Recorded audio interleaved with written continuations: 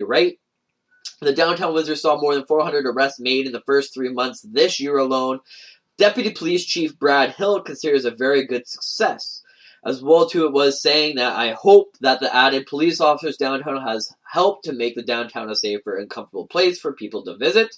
Thursday afternoon, Windsor Police Service Board. Something that I'm going to post on this as well, too, and comment.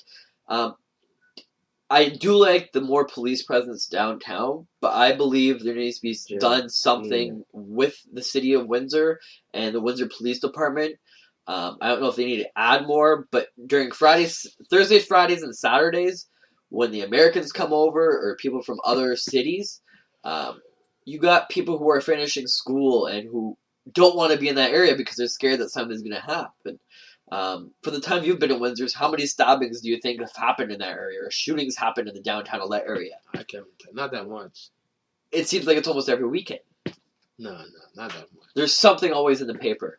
Yeah, but see, like, since I've been here, and you guys don't get me wrong when I say this, you know what I mean? But since I've been here, there really hasn't been like the first year I came here, there was no shooter stabbings. Like, nothing like that. It was like maybe like 2 years into me being to Windsor, 2-3 years, the shooting stabbing started. But it wasn't like bad. It was like maybe one shooting or two stabbings, I mean, for the year or so. Now it's getting worse. I mean, it's not as bad from the city. I came from Toronto. That's what I'm saying. So over there, I hear every day. You know what I mean? I hear sirens, I hear gunshots. You know what I mean? When I came to Windsor, you don't really hear it as much, but now you're hearing it because like the outside people from the city are coming in here and influencing the kids in this city, and you know what I mean, the show that they have power, or know they're a man, or know they have that sort of, you know what I mean, fair you where they have a gun or a knife, they can run up on you, stab you, or shoot you. They're doing it to prove somebody, you know, to either join a gang or or something like that. But it's getting bad, but it's not as bad. But it's getting bad. Like, I'm thinking like the worst thing in the city is the drugs. You know what I mean? And that's what the police chief said, Hill. He said that the drug problem is fed by people stealing and breaking into cars, yes, and converting items into cash so that they can buy drugs and use drugs, said Hill. That's where it is.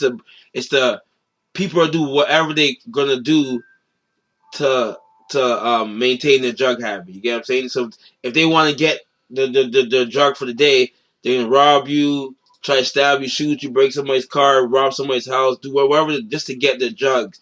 You know what I mean? But necessarily, most times they're just robbing and breaking people's cars without trying to harm nobody to get the drug. If they're harming you, like if they get to that extent to harm you, it's either because they're really, really feeding for it and they have no other choice. But other than that, no one's really killing people or stabbing people, shooting people for drugs. They're just doing it.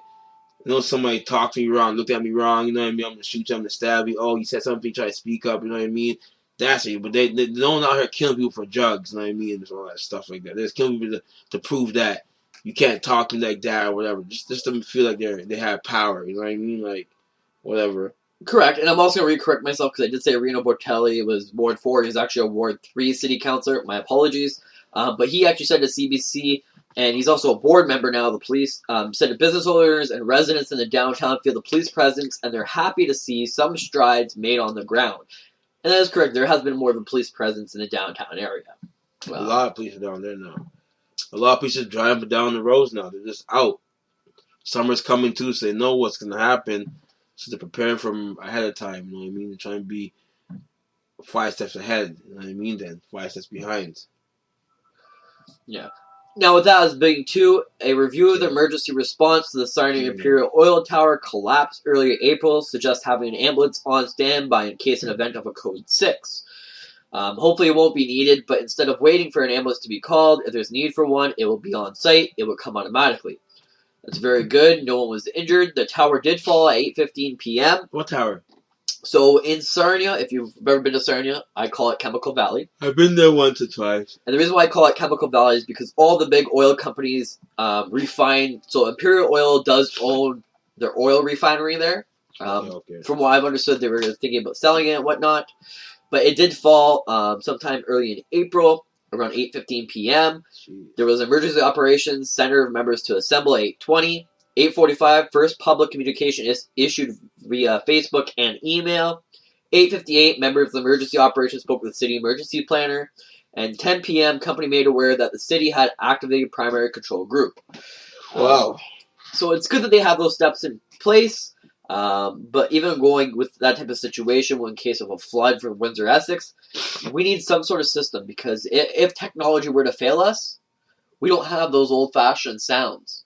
Yeah, city, technology fails, that's in the city going to dark ages. But we need those back again. So as well too, I've been meaning to take my co-host here over to Chapter 2 Brewery, which is located on Walker. What? Chapter what? I've been meaning to take him over there. So a brewery? Yeah. Walker. It's literally like on Walker. And Wyandotte? It's past Wyandotte. Right after the storage place. Oh, okay. Oh, right there. Oh, that's new. It's been there for over a year. Yeah, that's new. Maybe 2 years. A year. No, yeah, that's new. Anyway, wasn't everyone else living there. If you guys don't know, City Councilor Chris Holt is the brewery owner. Now what he's trying to do is parking minimum stopping expansion at the brewery. So Chris Holt wants to expand his brewery. However, the current city bylaws have some difficulties because he has to have so many parking spots, right? If, for example, like he said to the CBC News, if he even wanted to expand, I think he said, let's see if I can find it.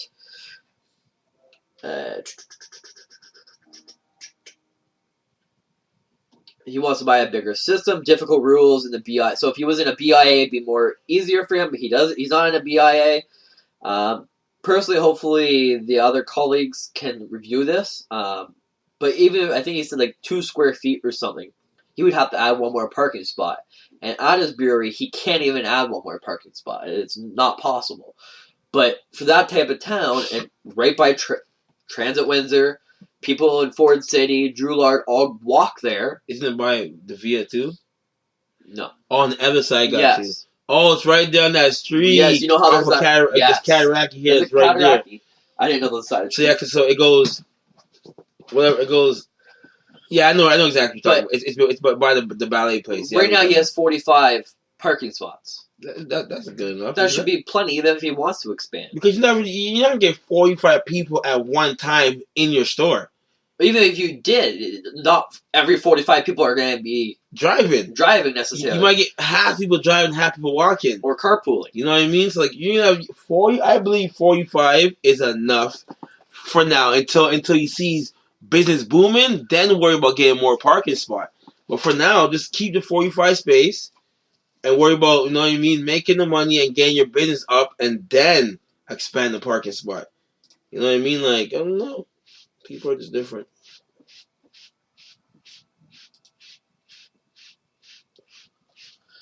So, with that being said, if you guys haven't followed politics a lot, the Ontario cancels program that aimed to plant 50 million trees. Thanks to our lovely Doug Ford government. Doug Ford is, I don't know what this guy's doing. So, the program annual budget was about $4.7 million. Was told was being canceled as a way to cut provincial costs. So, 4.7 we're cutting so that it could help future generations. Like, that doesn't make sense. And we need trees, you know? Especially if we keep cutting them down. Yeah, because we use trees for what? To make our paper, make everything that we need. Paper, toilet paper, money, everything is used by trees. So if you're going to stop the $50 million project for more trees to come in, you guys are cutting all those trees and then we're left with nothing. You know what I mean? Doesn't trees produce our oxygen, all that stuff? Like, we need trees. You know what I mean? Like, what type of trees? All types of trees. You get what I'm saying? We need them all. Like, I don't know, man. Doug Ford, since he did a lot. He's doing good too, but it seems like his good that he's trying to do. What good has he done? But I'm saying that the good that he's trying to do, like in his mind, what he's doing is good. But what he's doing is impacting us. You know what I mean? So people are losing their jobs, and gas prices are going up, and all this stuff. You know what I mean? For him to say, "Oh, it's going to benefit Canada," but really, it's not benefiting us. It's making us fall, basically. You know what I mean? Like everything he's doing, we're paying the price for it. Yep. Get what I'm saying to you? Like, and our future generations will pay the price as well too. So I don't know what he thinks he's doing is good, because clearly it's not. Because if it was good, you'll be getting all these complaints and everybody, you know what I mean? Like, I don't know. I feel he's just doing it for himself. That's what it is, yo. Well, we're not going to touch on the subject because I would love to keep talking about politics, but we can go on, I'm sure, for a whole show just talking about that. If you guys are in the Chatham area, so that's Chatham, Ontario, there was a military exercise in Chatham to stimulate a chlorine gas leak. More than 600 soldiers from the 31 Canadian Bridge Group will be in town, which was over this past weekend from what I've understood. If you see soldiers in the area of Chatham Kent over the next few days, don't panic.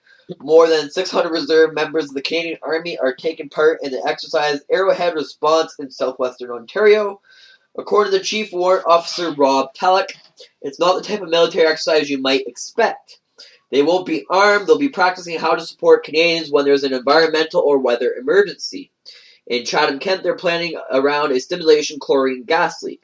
They'll set up around Memorial area, doing things like they need to do to assist the public if there was an emergency. They'll be out conducting patrols by foot and vehicle in the community. The public is intended to interact with the soldiers, and said the community will be part of the exercise. If residents of Chatham Kent see soldiers out and about, they're more than welcome to approach, engage, and ask questions. The exercise looks at things such as evacuations, where to house people, and after they leave their homes. Tiger said it's good for people to see the military in action. We may at times all get disarranged with overseas operations, but the number one job is at home. Which are citizen soldiers, their role is really to guard the home frontier, regardless of what the threat is. Personally, I believe the military they should do more exercises because it is a good way to communicate with the general public. What do you think of that one?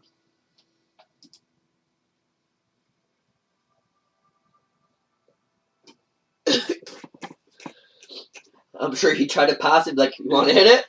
It's really good. Well, like I said, like I don't know, like you said, I don't know why we don't know how that chloroform? I don't know why they even called it chlorine on CBC News because it's not even close to what they're doing. So basically, I don't know why they named it that. How did they get a chlorine leak? Well, they're saying it was a chlorine leak. Right? But how would they get a chlorine leak that's going to affect the whole entire city? But then they also say, oh, well, it's for emergency disaster. They should just went with the emergency disaster and left it You at guys should say that military just doing a train exercise and leave it like that. You guys try to scare the people and try to come back and comfort them. It makes no sense. Like, oh, man. It makes no sense whatsoever. I was even reading this one that came across some ad about frustration builds as Ottawa rivers expect to rise this weekend. So basically saying frustrations are mounting in Ottawa area as fatigued residents dig in for another day of warding off the rivers. So basically the waters are rising. They're putting sandbags at their houses and all this. Like, I don't get it. Like as well, too, there was a state of emergency for Montreal. If you didn't know. No, I didn't. Yeah, there was a state of emergency because of the water levels. Yeah, look at that, bro. Because the dam that's I don't know the dam name. Maybe you can get the dam name off that picture. But there is a dam that basically this is Ottawa River regulations. Didn't hold. There's no name. There's no name for the dam. But the water basically, the water is like bridge level. Yeah. So the water is rushing. There's waves coming in, and the waves are going over the bridge that you drive on. Are you crazy? Like, that is ridiculous. The volume of the water is unbelievable. We're live tonight. What's I get this yesterday? There's more water coming down with the next few days. That's going to be taking us a lot higher than 2017. Holy shoot. Well, you know what I'm saying? Well, I'm hoping, send praise out to them, people's homes don't get destroyed. You know what I mean? Because right now, I'm watching the video right now, and it's crazy. Like, the water is moving so fast. If you were to get swept away in this, you're gone. That's it. It's done. Well, hopefully you guys can maintain your homes and there's not too much damage out there. And they have a lot of safety precautions going on because what I'm watching right now looks ridiculous. Pray for the people out there in Ottawa. And Montreal. Yeah, same thing. So, if you guys haven't heard